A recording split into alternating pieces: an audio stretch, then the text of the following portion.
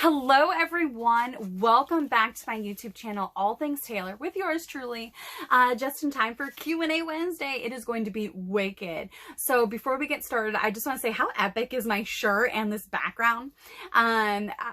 Okay, so I'm a huge Godzilla fan. I grew up with my mother, and we watched like all the old Godzillas all the time, religiously, on DVD, on VHS, on TV.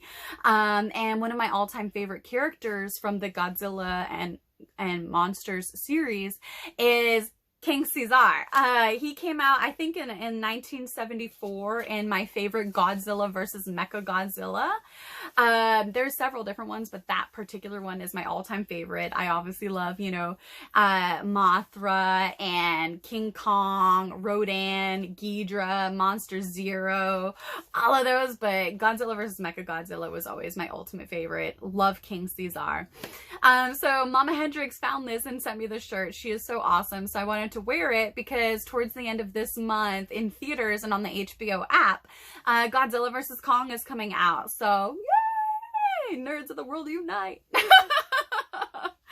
Okay, so without any further ado, let's get right into this week's Q&A Wednesday. I am super stoked about this one because we had several questions from across pretty much all of my platforms. So YouTube, Twitter, and Instagram. Really awesome.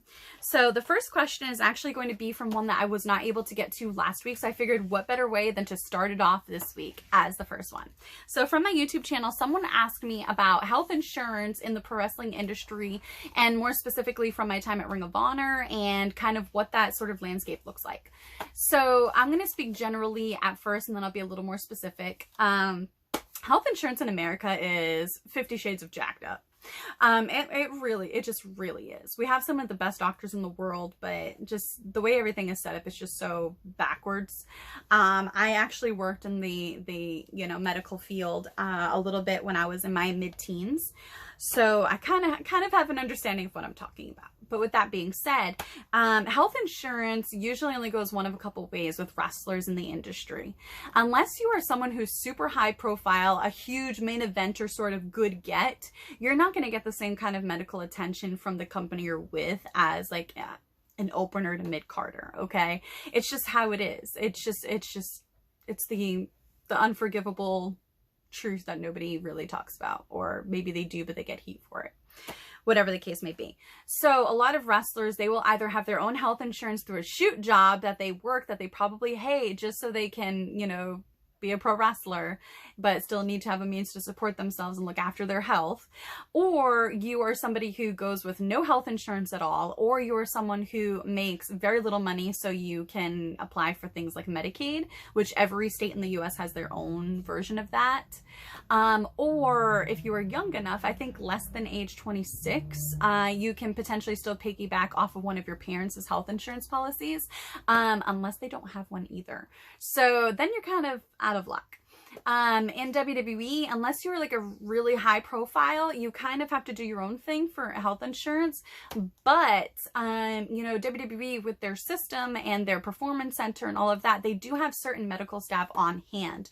So, you know, there are like physical therapists, there's doctors to check you out for concussions, you know, there's people you have to go to you know, go through the injury protocol after you've been injured, so forth and so on, so they don't have you coming back too soon, which has been a very big problem for decades in the business. Just ask anyone. But if you're like a CM Punk, a John Cena, so forth and so on, you're probably going to have a different health insurance, you know, landscape as opposed to someone who's an opener or someone who's just starting out at NXT, so forth and so on, okay?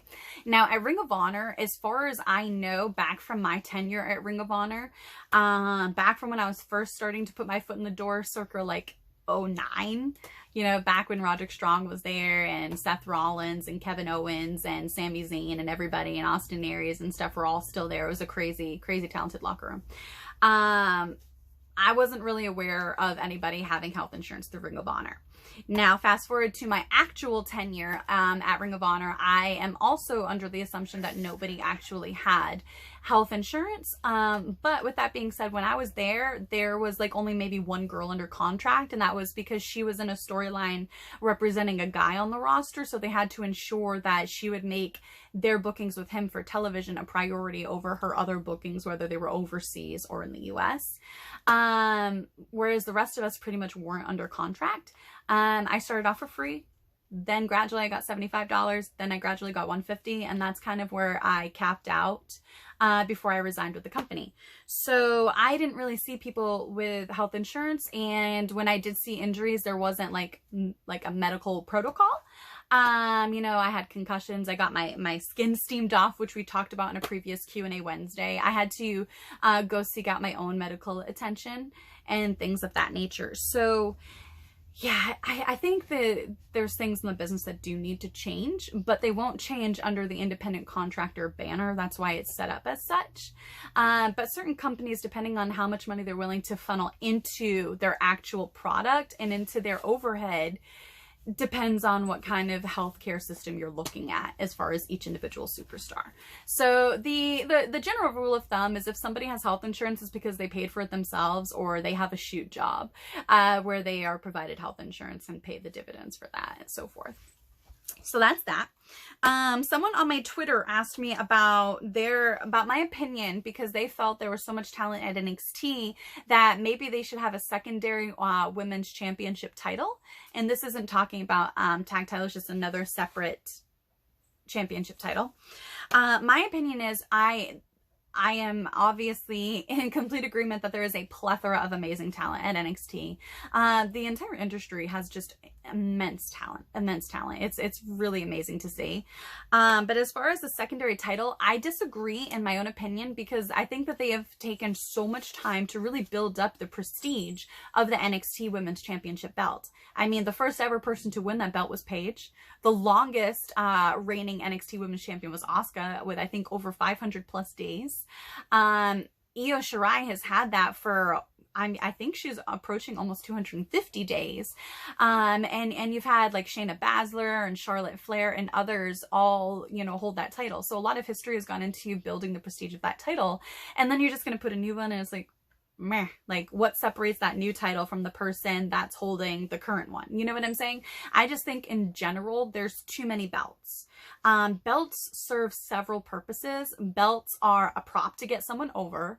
Belts are, you know, a symbol of you're the face of the company because this belt is around your waist. So you are a representative of the company. You are a face of the company. What you do reflects on the company, especially as a publicly traded company like the WWE is in the stock market. And also the belt is a means of separating the elite. So when you hold that belt, it's basically saying you are the top of that division. You sit in the pinnacle seat. All eyes are on you. So ticket sales depend a little bit more on you than someone who opens the show, so forth and so on. That's a lot of the jobs of a belt. So if you have too many, why are they special? But if you have only a couple, those are a lot more sought after because there's less opportunities to get them with 30, 50, 75 people all fighting for that belt, the coveted belts. You know what I'm saying? So if you think about in the business, there's just so many belts. Some companies just have way too many. So I think having NXT Women's Championship titles, tag team titles, I mean, great. That's really cool. There's a lot of women at NXT right now. To me, it kind of makes sense. Also, I think they just need the one belt as far as championship titles are concerned, for world championship titles. They just need the one. That's my personal opinion. Do that one and tag titles and that's it. They don't need a secondary world championship title. Just my opinion though, based on my experiences and my knowledge of business. Everybody can have their own opinion. You know, some people, when they voice their opinion, they're just too harsh or aggressive with it and people won't want to hear it. But when you're nice and you're kind of not coming at a place that's condescending and you're just talking to somebody one-on-one on their level and you're being kind about it, people are more willing to listen. So if you think about it, you know, if somebody's screaming their head off at you that a belt is a prop, are you really going to want to listen? No, you're going to be insulted and be like, why the heck are you screaming in my face? But if someone's talking to you about the different values of the belt like I'm doing right now, I think people are much more likely to listen, you know? So it's really all in the delivery and how you carry yourself and also the respect for the person that you're talking to. So guys, ow. Oh, klutz. I'm in a 24/7, no holds barred, hardcore match with the earth every day of my life. I'm such a klutz everywhere except in the wrestling ring. It's amazing. Someone asked me, what kind of new habits have I created during COVID to really, you know, just help me out mentally and as a person? This is from my Twitter. The answer is I made a brand new habit that I've been sticking with, and it's made a huge difference in my life. I actually took this from Gary Vee. I didn't always have the most positive upbringing growing up, so how I've had to recondition my mindset to achieve my goals has been a little bit different than some other people who maybe had better upbringings or more positive upbringings, right? So for me, since I didn't necessarily have that 24/7 in my childhood, I have to do that for myself now. How I do that is by listening to a minimum of 2 hours of positive content every single day, no matter what. So even if I'm doing something else, I still have my sound canceling headphones on and I am listening to that positive content. Another habit is writing down my goals every single day and setting definitive deadlines. A Harvard study years ago actually showed that the people in the study that wrote down their goals were far more likely to actually achieve different levels of success compared to the ones that didn't, which is really crazy. I highly recommend you guys go check that out. That's actually a real thing. So those are two major habits that I have made into my own habits in my daily routines. Okay, someone asked me on my YouTube channel about my Kiera Hogan WSU match that I uploaded parts of a couple months ago. What's very interesting about that is right before, as my music's hitting and I'm getting ready to go out the curtain, I'm calling an audible to Kiera Hogan, which means I'm making a change on the fly.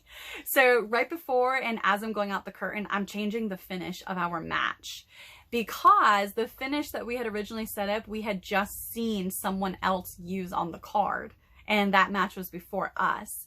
So we just happened to be peeking through in an area that like a camera couldn't see us, so we were able to peek without, you know, being put on camera, because that's a real huge pet peeve of mine and for people that paid for the footage for the show. Big no-no. So we were like, oh no. So I actually called that audible on the fly and we executed it. You know, my whole goal for the ending of that match was I did not want to win clean on her, and I wanted her to fire up on me because she knows I screwed her over, and then I just lose my stuff on her because, and give her my finisher, the tombstone pile driver. But what's interesting, and the footage kind of sort of caught it, is after I think I used a schoolboy and I pulled the tights and then I scatter off and I'm sitting up against the ropes.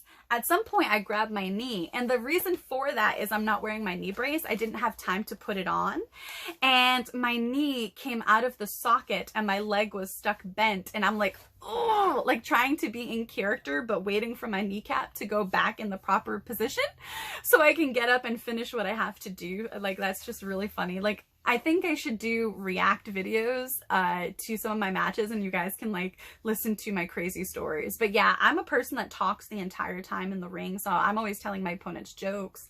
I'm calling 2 and 3 spots ahead, so forth and so on. Just that's how I was taught to wrestle. You know, so if anything goes wrong, I can cover it. I can get back to where I need to be in the match. I can end things early if I have to. Invaluable training, guys. OVW was life-changing. Someone asked me on my Instagram, what was my first ever concert that I went to, and what was the last concert I went to before COVID? Okay, my first ever concert was so badass. It was in Boston, and I got to see the Red Hot Chili Peppers. So amazing. I was at a concert. They had to add an extra day because the Red Hot Chili Peppers had sold out so fast, right? So they added this extra day to go see them. So we got tickets for that, right? Me and a friend of mine in high school. She was one of my best friends at the time. And the opener for them was Mars Volta. And Mars Volta got booed off stage, guys. It was bad. People were like, oh, they're gonna be like the next Led Zeppelin, all this other stuff. But then when they were in Boston, I felt so bad for them. They got booed off stage. It was insane. I'd never seen anything like that before, and I've never seen anything like that since, and I've been to tons of concerts. Anyways, the last concert I ever went to prior to the onset of COVID and the pandemic and the shutdowns was Theory of a Dead Man. I love Theory of a Dead Man. I got to see them live, and it was so awesome. They were so cool. They sounded very much like their albums, so I was super happy. I got to hear so many songs that I really like from them. So that was the last concert. Okay. From my YouTube channel, someone asked me if I would consider planning a post-pandemic sort of book tour where I could read books or potentially do motivational speaking. The answer is I would absolutely love to do that. I would especially like to go back to like my hometown, my high school, and kind of give back, because the creative writing teacher who's now retired from my high school inspired one of my books that's going to be coming out. It's going to be a psychological thriller, and it's going to be one of my first things for adults that I write, and I'm super excited. I started writing that, I think I was a junior in high school, so I was already wrestling, and he was one of the only teachers to be supportive of me becoming a wrestler. And I remember him just being like, Taylor, I know you have your heart set on being a wrestler someday, but like, don't forget about writing. Like, consider this too. And I remember he pointed his finger down at an assignment he had just returned to me where I had like a really good grade. And I found that paper for some reason. It must have been fate, because for some reason I was going through like old boxes of my things that I still managed to have after moving around so many times for wrestling over the years. And it was like a sign. I was like, holy moly, I have this assignment still. And I looked at it, and I looked at all of his notes, and he was pretty much just telling me, Taylor, be a writer. Taylor, do this. Put pen to paper, be a writer. And it was really amazing. It was like almost prophetic, because several years later, I'm like, I'm doing that. I'm doing that. I really am. So I would definitely love to do motivational speaking tours and book reading tours. I think that would be amazing, especially as like a former preschool teacher. I would love that. In my audiobook, I put It's Not Easy Being a Sloth by Taeler Hendrix as an audiobook on my YouTube channel. You can scroll through my videos and find it. I did all the voices and I read the book aloud already. So it would be really fun. I would totally do that again. I still have to do A Fish with Wishes, Trish. Okay, let's see. This one also comes from my YouTube channel, everybody. It asks me, what is my opinion on celebrities and high-profile sports athletes being booked into high-profile matches?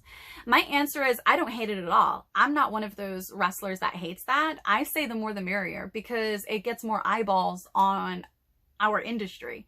So if you're hating on that, in my opinion, it's very silly.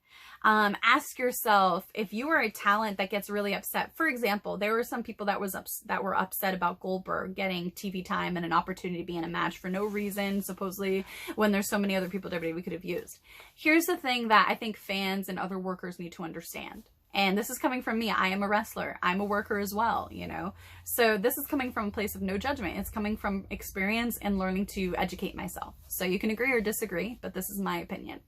You as the pro wrestler should not be complaining about someone like Goldberg or a celebrity like Shaq or whomever getting a high profile match and not you, unless you are doing every single thing in your power to make yourself as attraction worthy as that celebrity or that pro athlete.